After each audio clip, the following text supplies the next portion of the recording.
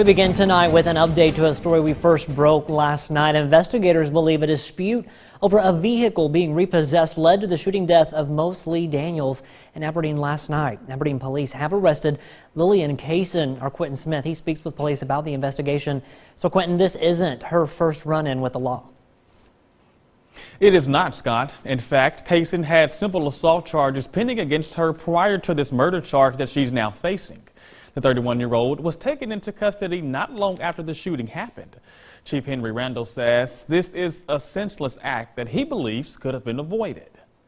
I heard the gunshot and everything. It was outside this home on 609 Baptist Street where police found 39-year-old Mose Lee Daniels lying in the front yard, shot to death. The street was blocked off, man. Cars was everywhere, flashing light was everywhere. Nobody couldn't go nowhere, nobody couldn't even move. Nearly 24 hours later, family and friends gather outside the home, still devastated over what they call a nightmare. It was just tragic, man. It was just sad, man. When tempers get involved and, you have access to a weapon, that's what happens. Investigators say the shooter and suspect knew one another.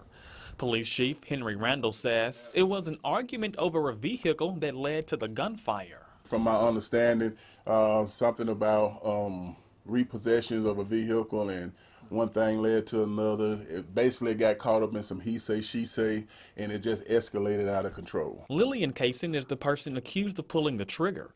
After she was arrested, Chief Randall says the 31-year-old confessed to the shooting. Investigators were also able to recover the weapon they believe was used in this crime. To me, just about any time you take a person's life based off of he say, she say, or an argument, both family loses, because now you got one in the family that is deceased, and then you got another one that's going to be probably sent off for a long time. Now, Cayson appeared before a judge earlier today. Her bond is set at $150,000. Chief Randall says the case will now be presented to the district attorney's office.